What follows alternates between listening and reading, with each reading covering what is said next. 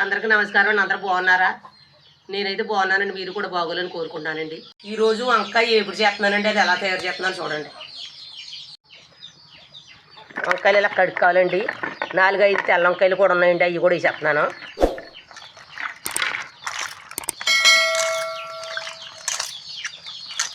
మా చెట్లు కాసిన కాయలండి ఇవి. కోసే ముందు ఇలాగ నీటిలో ఉప్పు వేసుకోవాలండి. ఉప్పు వేసాను నేను. ఉప్పు వేసుకుంటే అలా కంటకుంప అన్నది రాదండి, అంతుకుండి.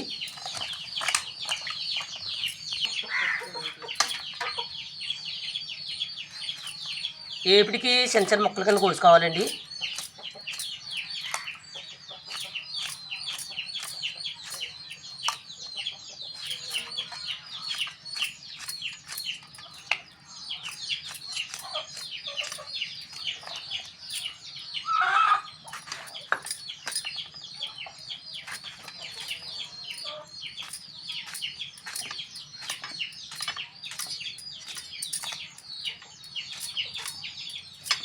చండి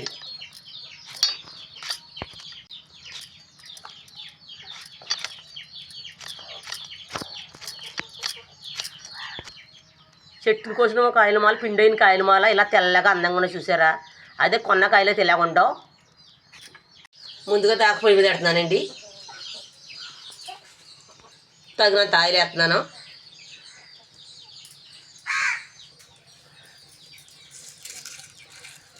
ముందుగా ఎల్లిపాయలు వేస్తున్నానండి, కారు.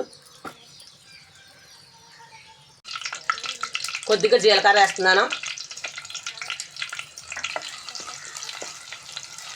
తాలింపులు వేస్తున్నాను.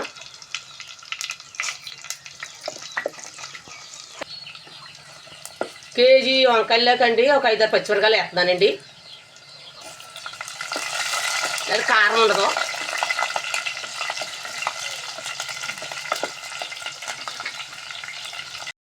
కొద్దిగా కరివేపాకు వేస్తున్నానండి.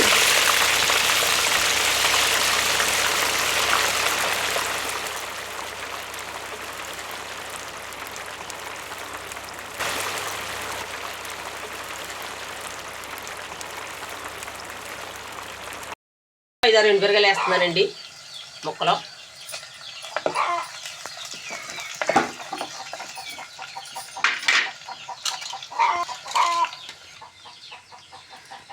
కడుక్కున్న వంకాయ ముక్కలు గిన్నెలో తీసుకుంటున్నానండి, వేసుకుందాం.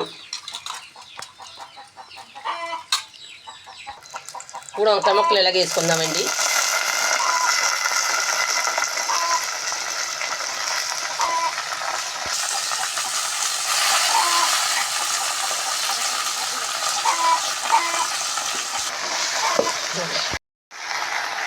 వేసుకున్నాక ఇలా కలుపుకోవాలండి.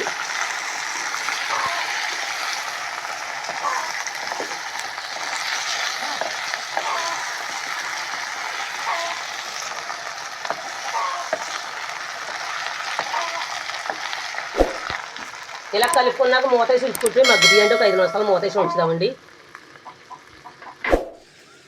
ఇప్పుడు మూత తీసి చూద్దామండి. ఒకసారి తిప్పుదాం.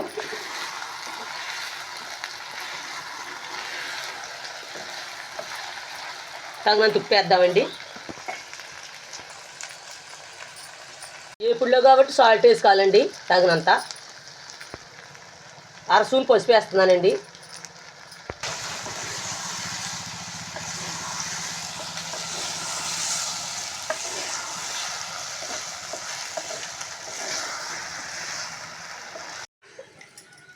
అయిపోయిందని చూద్దామండి.